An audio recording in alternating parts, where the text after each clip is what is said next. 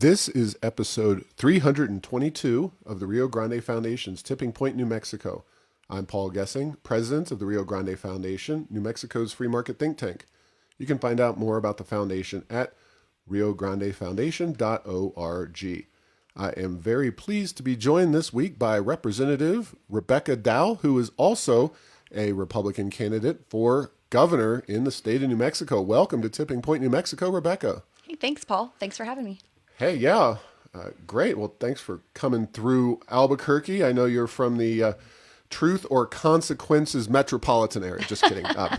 Yeah, you're from TRC, so it's not a easy trip necessarily to get to Burque, as Mayor Keller emphasizes we should call it. But Albuquerque here, and but you are out traveling the state to run for governor. And before we get started on your gubernatorial campaign, tell us a little bit about your background. I know you, of course, from working in the legislature. You've been there how many terms? This is my third term. Okay, Yeah. so you've been there a few years, and just tell us about yourself. How'd you get to be a New Mexico politician? Yeah, so I grew up in Truth or Consequences and moved back after college. I met my husband, Aaron, and we started a family of two children, Jayla and Seth. They're both married, and my daughter's expecting, so I'm getting to be a grandma soon.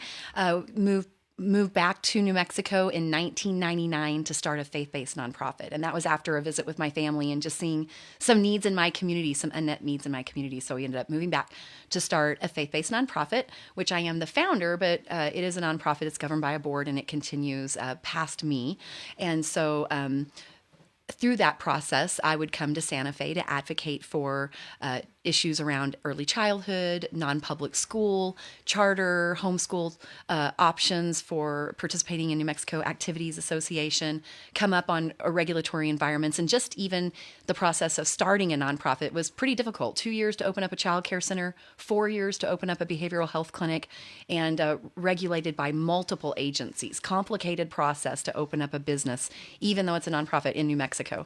And so when my predecessor, who'd been there 18 years, stepped down, it was an open seat, and I decided to run. And so I'm in my third term and serve as the Republican House Caucus Chair. All right. And TRC is a pretty economically challenged area with regard to the state of New Mexico, and I definitely want to follow up with you about some of your efforts because you've been kind of a leader in education policy in general, which makes sense given your nonprofit background. But talk about TRC. Yeah. Obviously, it's known for hot springs and now the spaceport being adjacent to it. But talk just about the challenges facing your community, let alone the state of New Mexico, which I think dovetailed nicely. Yeah, I think Truth or Consequences is like a lot of New Mexico. We are among the poorest states in the nation, and that shouldn't be. As a mineral-rich state, we have many, many resources and every opportunity to thrive, just like the neighboring states around us. But because of bad governance, we have a lot of poverty in our community. And my district, District 38, is no different than that. And so Truth or Consequences is this beautiful little quirky sort of arts community that sits where there's two of New Mexico's largest lakes, the Elephant Butte Lake and Cavallo. We've got the hot springs, and the Rio Grande flows through there. It's great to tube and to enjoy for many water sports. Great climate. But the folks in the local community have little say about much of anything. It's almost all federal and state land. They have no water rights or any say in the water levels at the Butte, although they're heavily dependent on it for the economy. It's a farming and ranch community. There's lots of pending permits for extracting of minerals. Of course, none of those have been approved since the 90s. And so the opportunities for revenue are pretty much up to the government and the regulatory environment, which obviously isn't working out. And I know we agree on a lot of things, maybe not on Spaceport, but I was not in office when Spaceport was built. But here's another example of what should be a thriving enterprise that is struggling to break even just because of the bureaucracy that's involved in that endeavor out there. And so even though the space industry is the fastest growing industry industry in the world, Spaceport America is not breaking even yet. I think 67% of the revenue came last year from private industry, but there's no reason for Truth or Consequences to thrive. And we made these 20 years of investment where we could invest in individuals. They set their hopes and dreams, this family, for themselves, for their children, and they're able to reach those goals, get a degree, get a job, or some sort of career pathway, and only be able to thrive by leaving Sierra County. And that's just not good enough. It's not good enough for my county. It's not good enough for the other 33 counties. And that's why one of the reasons I've decided to run for governor.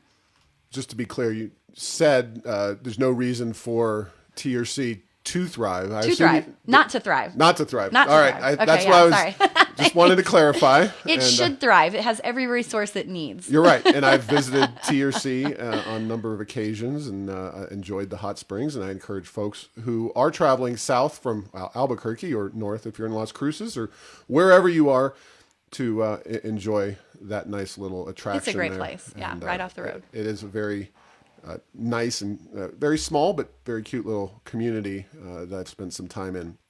All right, now you are a Republican, and that makes you the minority in Santa Fe, which you can say, well, we didn't get to be 50th in education based on the policies I was trying to implement because, quite frankly, they haven't implemented many of your policies. But that being said, you have been in the legislature. Are there any things that you've been proud of that have happened despite being in the minority? And secondly, kind of related to that, any priorities that you really think could be done, especially if you had support in the legislature for those as governor? Yeah. Well, I'm proud of the efforts that we've made, and sometimes bipartisan, not enough to get across the finish line, but bringing attention to our really overburdensome and complicated tax environment. And so the efforts that have been made and the education that's been done around comprehensive tax reform, and it's growing momentum. So this year, once again, I was a co-sponsor on several tax bills, one of those to end tax on Social Security income. And that gained a lot of bipartisan support, and it was making momentum. Folks know about it. They want it. They're advocating for it. They're calling their representatives. They're calling their senators. It's just unfortunate that the Democrats have this thing called revenue neutral, which means that the government can't do without less of your money. And so they have to find another tax to put in place. And so they killed the clean bill that has been known to grow economy just by simply eliminating that tax, and tried to put on a 2.8% transfer tax on properties, which was just a crazy effort. So in the end, it died. But we were able to, in a bipartisan way, reinstate the in-state meat inspection, which is the rules are being promulgated right now. And those of you who have been watching, we care about where our food comes from. We want to consume New Mexico beef. It is a huge industry in our state, and almost all of our beef is exported unless you are working with a specialty processing group, maybe in your backyard or in your community. You're probably buying meat that was not produced in New Mexico. And so when we reinstate the in-state meat inspection here in the next couple of years, not only will we be less dependent on those 4 major packers, but more of New Mexico beef will end up on New Mexico tables. So that's I think a great win from this year. But if I could wave a wand, it would definitely be education reform. It's one of the things that's driving me to run for governor. It is something that polls really high. And for a state and for a majority party that talks about ending institutional racism, the biggest offense is public education department, and that children are stuck, especially children of color, in failing school districts because of their zip code and where they can afford to send their children to school to access a public school. It's time for reform, and I'm shocked that in the state of New Mexico, one of the few states where there's been lawsuits that there's not free and equitable education, that school choice did not end up as an option in the lawsuit. Yeah, and that's something that you have been a leader on. But let me ask you this: you talked about early childhood, and that is going to be on the ballot.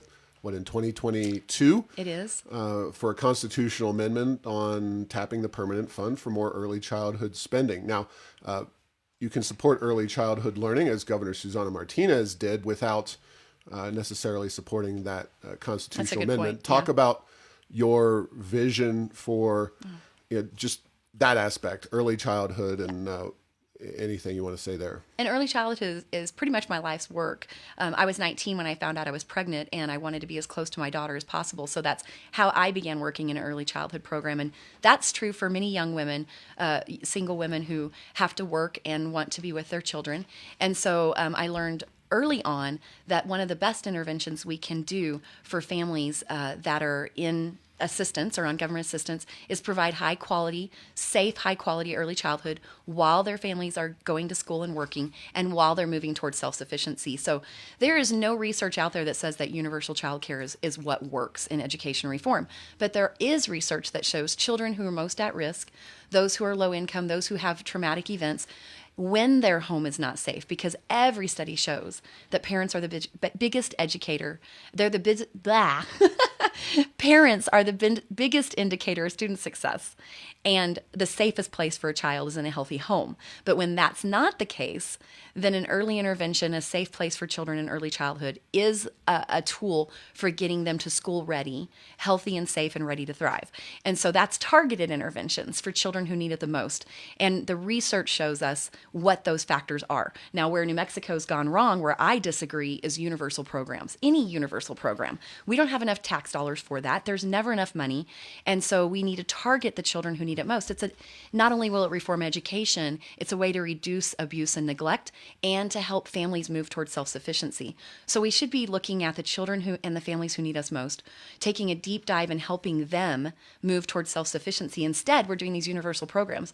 This latest expansion that the governor did through executive order with one-time COVID money, I think the price tag's over $300 million. Now families under $90,000, a family of four making less than $90,000 if they're an essential worker, are getting free childcare from the state. First state in the nation to give what is called universal child care. And you can be at 400% of poverty before you lose those benefits, free benefits. And that's simply no research to show that that's going to have any impact on health, on safety, on reducing abuse or neglect, or preparing children to succeed in school. No evidence. Yeah. Now, I know one of the things that you've worked on, including this last legislative session, was school choice. And that is obviously something the Rio Grande Foundation cares deeply about. But as is typically the case in a Democrat-controlled legislature where the representatives and senators are beholden to the unions, they tend to bury those things very quickly. So talk about your ideas behind school choice and what you think would work in that area. Well, there's lots of options. There are lots of options out there for school choice, and charter's one of them. And so here we are in the state of New Mexico. We went ahead and went for charter under Susana Martinez. She really took the lead on that. And several of the nation's top leading charter schools are right here in the state of New Mexico. And instead of celebrating that and expanding access to charter, which typically are not unionized, instead we're like threatening moratoriums, taking away their funding for their facilities. We're going backwards instead of forward with the reforms, even in charter schools, which are a form of public school. And so that's just one mechanism. But I mean, there's homeschool, there's private school, there's some states do it through vouchers, they do it through tax credits, scholarship, lottery scholarships, tax credits for that, individual savings accounts. I mean, there's so many different ways for us to get there. We just have to get there. We've had education committees, and Democrats are saying we're failing students. We talk about children with special needs. We have inadequate services for them. That's what the Yazzie Martinez lawsuit says. Even in the health committee, they're talking about what are we going to do to make up this lost learning time. And everyone's acknowledging that the system isn't working and that we're failing our students. Democrats acknowledge that, but they won't put school choice on the table. That is just wrong. Even as recently as this week, listening in on the Legislative Finance Committee, we're listening to the folks that are advocating for people of color and for tribal students, that they want to make decisions. They want their community to have a say. And that would happen through local decision making and through school choice. That's the only way. PED is too big and the top-down approach will not work. I mean, every option should be on the table. Anybody looking for education reform should be reaching out to me. Let's hear your ideas. Let's get it done once and for all, because our students deserve better and they need it now. Yeah, I'll tell you a little story, Rebecca. I've been in the school choice business even longer than you have been in politics. And Regis Pecos was once a close advisor to Ben Lujan, the Speaker of the House. And when we were a decade ago, so talking 2011, 2012, and the Journal, I mentioned Pecos because the Journal, Albuquerque Journal, had a big write-up in the Saturday paper about this meeting and how Regis Pecos blasted New Mexico's response to the lawsuit. And you had some fantastic quotes from these Democrats in the legislature. Absolutely. Derek Lente from the Sandia Pueblo, Native American, he said, Native children have been left to rot because of where they come for many years. How much longer do our children have to fail for us to get this right? He added. And Javier Martinez, who's somebody we've crossed swords with numerous occasions at the Rio Grande Foundation, called Pecos's presentation a call to action and said, and I quote, he questioned whether more money is actually needed beyond what we've invested, which is a stellar and amazing quote. So it kind of backs up everything. Well, Pecos, we had bipartisan support for school choice a decade ago, and Mr. Pecos did not exactly push the Speaker of the House then at the time to make school choice a priority. So this is a problem, as you said, that's been going on for a very long time, and I appreciate your engagement in the legislative process to try to push it, and I presume that would be the case when you are governor as well. Absolutely. And anybody, it is not a Republican, Democrat, independent, decline of state. Everyone should be concerned and raising the alarm about the condition of education in our state. And, I listened to that Legislative Finance Committee meeting. I'm a non-voting member and I wasn't a designee at the time. So I tuned in from home and I listened to everyone talk about institutional racism. They talked about the system being too big. They talked about adequate funding and how do we get to the local level without local decision making. If we can address one person, one issue at a time, but the system is too big and too broken. And until we break it down and get it to the elected school boards, get it to families, let's start a parent union. Let's do whatever. And just today, my phone has been ringing off the wall because the governor is reinstating a mask mandate through the reopening of schools and taking away parents' choice in their children's personal health decisions. That is a parent's job. And now we just learned today that teachers, regardless of their vaccination, students who cannot be vaccinated must all wear masks at elementary schools, and she even passed that mandate on to non-public schools. This is such an overreach of government, and New Mexico's education system is going to continue to be in the bottom until we value parents as their child's primary educator, until we value teachers and our administrators. They went to school, they got a degree, we gave them a license, we said they know what they're doing. Let them do their job, let teachers teach, let parents parent. Well, you hit my next point that I was just about to get to, and I bet your phone doesn't. Do you have a phone on your wall? Anyway, you said your phone's been ringing off the wall, so I'm. It's basically an appendage at this point, but yeah, off your ear. It's constantly going off. Yeah. So, and I have been very pleased to see you, and you can be followed, of course, on Facebook and Twitter and various social media and whatnot. But you've been out there very publicly talking about the governor's COVID response and how it's impacting everybody. But I know you do have a soft spot for kids and want to see them and their lives improve. And of course, as the parent of 3 smaller children myself, I'm very concerned about what the governor is doing. And I'm sure, we can go back to the last session and talk about how the bills introduced to reduce the governor, whoever they may be's power. Oh my gosh. We couldn't even get hearings. We could not even get hearings. And we have 3 branches of government for a reason. And to see this legislative body sign up, raise their right hand to protect the Constitution of the United States, to protect the Constitution of New Mexico, and then to just give away their authority as the legislators, it was absolutely disgusting. Somebody has to hold this governor accountable. I don't think she's ever going to end her emergency executive orders, these health orders, as long as she is governor. I don't think they're going to end because I think it's too much power, too much authority, and frankly, she doesn't trust people to make the right decisions for themselves. I do. I think that families know best the decision that they make for themselves, for their children, for their businesses. We live in a constitutional republic. We have individual rights, and it is wrong for a governor through executive order to take away our rights as free citizens of the United States of America.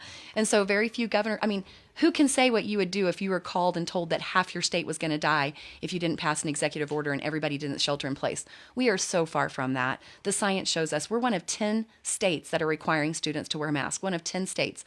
My nieces and nephews are in Oklahoma, Texas, and Idaho. They're all going to school without masks. They've been going to school for months. And here we are going again to this mask mandate at the detriment of our students and now our teachers as well. Actually, I think the latest data I've seen from Burbio.com indicate we are one of 7 states. One of 7. So it keeps, even Oregon, which is governed by one of the blue state tyrants, has not required all of their schools to put on masks. And this is obviously very new policy. This just came out earlier this afternoon. So if you haven't been around the United States, you haven't been traveling, and you've been shut up in your home, I can't imagine who else would be saying that the governor's saving their lives. I knocked doors during this last campaign cycle. I have veterans and senior citizens, people on disability, people who are shut into their home, who are asking me to trim their toenails because they could not get personal care. Yeah. That's not right. The states currently, according to Burbio.com, are California, Washington, Hawaii, New Mexico, New York, Connecticut, and Delaware. That's the not so magnificent 7, so to speak. Now, speaking of which, am I missing or not recalling something? Because the Veterans Hospital that was recently written up as horrible in terms of its mismanagement of COVID. And this isn't your responsibility. I just want to make this clear. This is presumably on the governor, but you represent that area, and it's a statewide issue, and it's an indicator of the governor's mismanagement of the actual vulnerable population of COVID-19. Because this is kind of like the Cuomo in the nursing homes, which is a national story. People talk about it. But like New Mexico, we don't get very much attention unless we're shooting a rocket up into space or something else. But anyway, I know. Talk about what's going on at the home there. This is a home that's received awards over the years. I mean, it's the pride. It's one of the prides of our community. We are so proud to be the home of the New Mexico Veterans Home and Fort Bayard, actually, in my district, in District 38. Really high percentage of veterans throughout District 38, Grant, Hidalgo, and Sierra County. And we are really, really proud to be a community that celebrates and serves veterans. And so, of course, when the COVID lockdown happened, we were hearing from folks inside what their needs were. I have not been allowed, nor was any other elected official allowed in the veterans home. I believe I'm going to get to go in this week for the first time and see the conditions firsthand. But when the first breakouts were happening, there was no relief from the state. That it took too long to get the test results back. This is what the staff inside would say. It took too long to get the test results back, and by that time the COVID had spread. The resources that they were asking for in staffing and in other types of equipment they wanted, that research was showing would help spread, were not provided in a timely way. But this is a governor who says that, she prefers government-run facilities, yet if you look at the reports and, what they were saying, they were trying to compare this breakout to some of the more positive results that happened in the private programs. So it was really interesting to see them, sort of tout it wasn't as bad as some of the other places that had happened. And instead of taking responsibility, this is a state-run facility. In fact, they spent like $20-some million on a new wing that was built. The contract went out by the state. The facility was built by the state. It was never, the occupancy was never approved. And so it's been there for years unoccupied. Just bad government, And so I think they're finally getting the repairs to that building, and we're finally going to get our veterans into 2 rooms, some single rooms instead of 4 in a room. But this is a state facility. This is not new news. These conditions have been going on for years. It's a very old facility. It's historically significant, but our veterans deserve better. And it's a state-run facility. And this is the governor who went undercover and would go in and find someone in the types of conditions that our veterans are living in it's my understanding things have been corrected at this point, but the conditions that our veterans were in, and I'll see for myself firsthand soon, but that she was very vocal about when she was raising awareness of what was happening throughout our state. And before I leave COVID behind, and I wish we could really leave it behind, it's but time. We'll just we'll keep talking about it. Unfortunately, one of the complaints that we had early on is that the governor was not very transparent in her decision making, and I think that applies to the latest rules on masking for our children.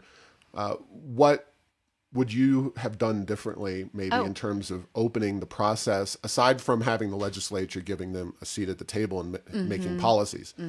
well, first of all, folks need to pay attention. I think that the attitude and just the fatigue of these just ongoing executive orders, the loss of our freedoms and liberty, what's happened to these Facebook announcements that were every Thursday afternoon. It is being done quietly. You've got to pay attention to the executive orders. They have to be renewed every 30 days. Sometimes she's changing them more frequently than that. And so it's not like this public notice went out. These poor superintendents of school boards get to be the bearer of bad news, even though this decision are being made not as publicly as they were before. But, it's hard to say. It's hard to say if I think everyone was okay with a 2-week lockdown to try to slow the spread and to make sure we had adequate supplies, that our hospitals were ready and people were ready to go. The science didn't stand up very long past that. So our neighboring states have been open. Our neighboring states, we live in a state with what we call the diseases of poverty. And this is something that especially folks in the majority talk about all the time. Trauma, poverty leads to all these different health disparities, substance abuse, domestic violence, suicide. We talk about that. Yet we're looking at COVID only if you contract it. That's the only factor that we're looking at when we are throwing people into poverty. Thank goodness. I mean, if we did not have billions upon billions upon billions of dollars of federal money coming into this state, we would be feeling the unemployment rate right now. Highest in the nation, highest unemployment rate in the nation. And this from a party that says that the diseases of poverty cause all these secondary impacts, and we are just perpetuating poverty in the state through bad government. So I mean, maybe I can't say I wouldn't have done anything. I love that Kristi Noem was so brave and she gave no executive orders. Everyone's essential. And, I also think the governor in Texas has done a really good job. But at this point, the day I'm elected, I would end any of these emergency executive orders. Sure. It's time to give the power back to the people. This has just gone too far.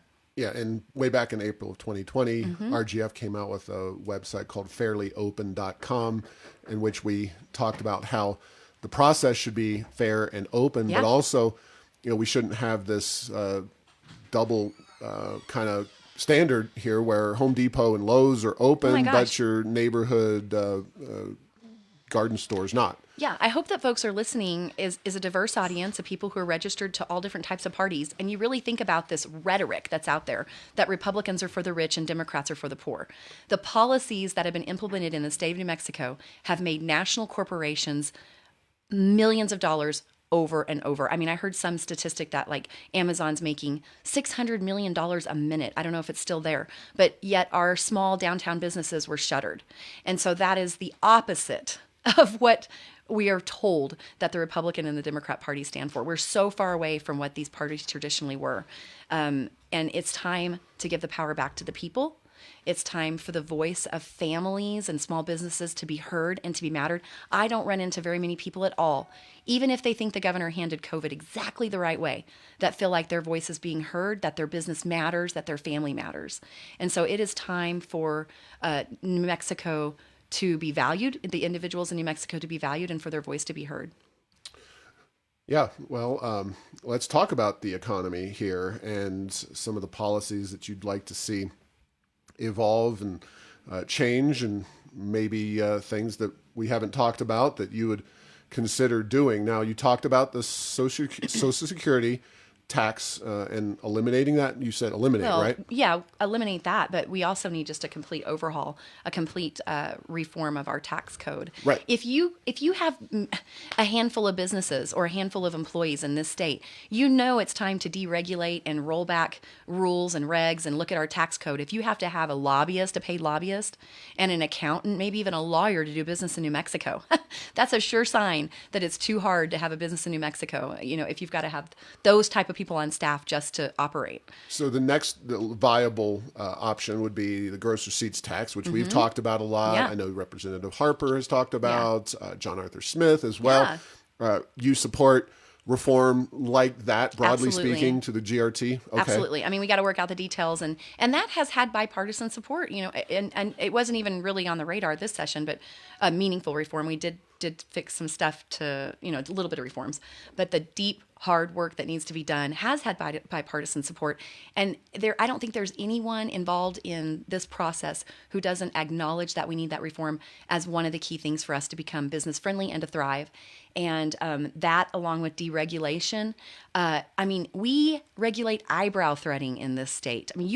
In order to charge someone to braid their hair, you need to be licensed and regulated. These are the types of things that just kill jobs in New Mexico. Imagine if we could roll those back, talk to the everyday New Mexican who's trying to keep their small business open, and ask what we need to do to help them hire just one more employee or to make just a little bit more revenue to put in their pockets. It's not going to be easy. It's not going to happen overnight, but those small steps. And that's what's so great about the governor. The most powerful person in the state needs to give that power back to the people. And that can happen through the boards and commissions that they appoint, through the rules and regulations that they can establish.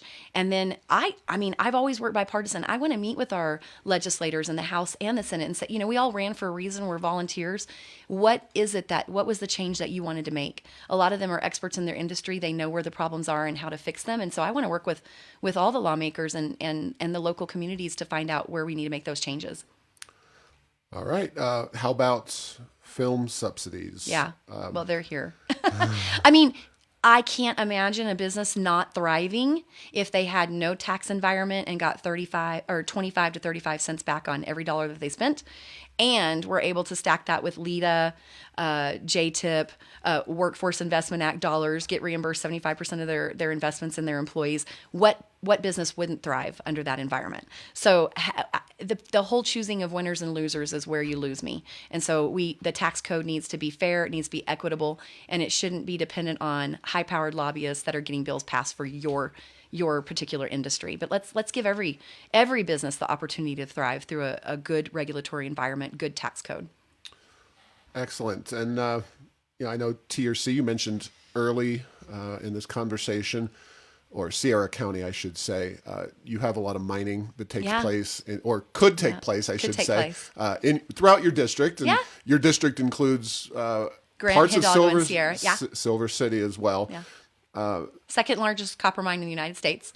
And, folks that are against extraction are typically the people that are for green energy. And I don't know where they think these minerals come from that are used to build these electric cars and solar panels and wind turbines. But it takes every bit of that is extracted mineral. Yeah, and that's part of the equation. So you kind of clarified, but also oil and gas in that industry. And I just wanted to be sure you're aware.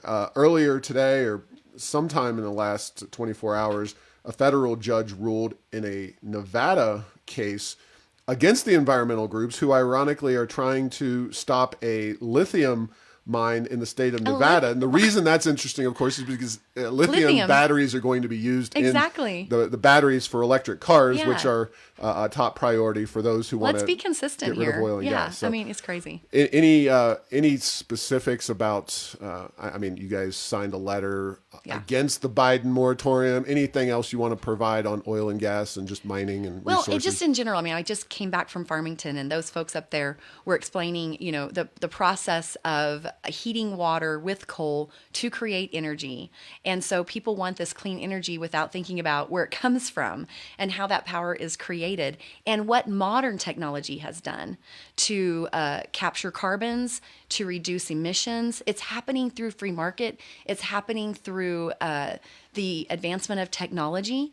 And so we can't assume that everyone's bad actors. In general, the climate in New Mexico is if everyone is a bad actor, and as if no one can make responsible decisions on their own, and that only the government can make decisions about your life and your business for you. It's just simply wrong. And so when I'm out there, I'm talking to these hard-working miners up in Farmington, and they're wondering where their jobs are going to be a year from now. Even though that coal mine meets the EPA standards, post-Obama EPA standards, has 17 years of life left on it, and can function without emissions. And so instead, we're going to shut it down. That makes no sense. All these folks, just the other day I was stopped going into the hall by a group of people that were yelling, "No more oil, no more gas." And literally, they were draped in petroleum products. From the hat to the sticker that said "No more oil and gas," the shirt was a polyester blend. They were putting cell phones in my face. Every bit of that is made from extracted mineral. Where was this? This was in Santa Fe at the Capitol, well, yeah. Okay. And so, and they're, no more oil, no more gas. I'm like, but you are draped in petroleum products, and they say it's not about me, it's about you. I'm like, it's about us. Like we can do this together, and we've got to be real about where do the roads that we drive on come from? What are the tires made out of? What is that electric car created by? And so, the needles for the vaccine, the masks that so many Yes. people have been Oh, wearing my and are goodness so enthusiastic gracious. about over the last Yes. year plus, all petroleum. This plastic table that I didn't have to have a coaster on, all of it. Well, we won't get into the decor of the studio. We'll just Pretty much the whole studio leave is made out of petroleum product or some extracted mineral. All right. Well, heaven help us if a fire breaks out. So we just have a few minutes to go. And, I know we've hit on some of the most important issues with regard to energy and our kids and educating them and making New Mexico a better state. But are there other issues that really you think are important? I mean, there's marijuana legalization out there, other criminal justice. And that's a huge issue here in Albuquerque. These are all issues. The sad thing is that everywhere we turn, government in New Mexico is broken. And so you talk about law enforcement, a free society, the foundation of free society is rule of law. And so of course that's a priority. And we see whenever there's disregard for the law, we see the things that are happening in Albuquerque and across our state, across the United States. But I would be remiss if I didn't say that we need a complete overhaul of children, youth, and family services. And so many of the families that we're dealing with are second and third and fourth generation that have been failed by the system. And so, CYFD is broken. Children are permanently damaged and dying under with them knowing that they are at risk. Just recently in Albuquerque, I'm sure as things come out, we'll learn more. But the mother who was driving drunk and her children, two of the children that were in the vehicle passed away. CYFD was fully aware of the situation. They were aware that she was driving under the influence, and they did not remove the children from the home. It happens far, far, far too often. I do not understand why this governor, who has the highest turnover rate in executive staff in the nation, has kept the secretary of CYFD. It's beyond me. Well, on that issue, Rio Grande Foundation has joined in with other organizations, and we've been really looking at issues with CYFD. And while certainly management at that agency is a huge problem, one of the things that we uncovered is the governor's record retention policy involving deleting texts and other messages through an app after 24 hours, keeping them only for 24 hours, which makes public records requests impossible. And this is, the administration that just signed a bill on the accountability personally for government employees, including CYFD, but most notably cops with qualified immunity. So expand upon that kind of issue. Well, the issue at CYFD is just egregious. And so they're getting rid of information that would allow us to improve the system. These are quality improvement tools. And why would you do that when children are dying and permanently damaged? Meanwhile, you have foster families and whistleblowers who CYFD is suing. One of the most egregious examples is Jill Jones, a foster mom of 12 years from Hobbs, who had also adopted. She was in good standing with CYFD. And when a family, during a transition visit, a reunification visit, fled the state with the children, and they had already had other child abuse substantiated cases, after 6 months of CYFD saying, they're not missing, they're with their bio parents, even though they were in CYFD custody and no one knew where they were. She got the U.S. Marshals involved, and poor Mona Lisa was found in South Carolina, beaten, bruised, burned. She had brain damage. She's permanently blind. And instead of celebrating this woman who was so brave and found these children, the other siblings were found in Texas, CYFD sues her for breaking confidentiality, for going and seeking help on behalf of these children. This system has to be reformed. CYFD has got to be turned inside out, and we've got to find a way to protect our most vulnerable children. And if someone was here with an elder, they would say the same look needs to be taken at our guardianship program. And we have major work to do ahead of us. And I realize I'm signing up for a big job, but it is time for New Mexico to thrive. I love this state and the people who call it home, and it's time for New Mexico to thrive. I can feel the passion in your voice, Rebecca, and I know from working with you that you definitely are somebody who cares deeply for New Mexico and the children of this state. How do people find out about your campaign, get involved, etc.? Well, the easiest place would be on Facebook. Just look me up, Rebecca Dow. You can also find me on the website, Rebecca4nm.com. This is a grassroots effort. This is your race. I am one of you, raised in Truth or Consequences, grew up camping in the Gila, riding horses along the Rio Grande. I'm running for my state and for my community and for your community. So it's definitely a grassroots. There is no donation that's too small. We're up against huge special interest groups that come in with millions of dollars. And so the attack ads have already begun. I'm ready. My family is with me. My community is with me. And we just need folks to join us from all corners of the state. I'd love to come visit you. Your neck of the woods, just give me an invitation and I'll be there.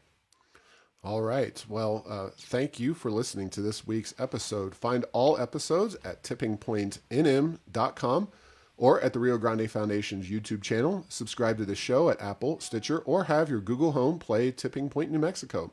Thanks to Path 3 Marketing for producing this show.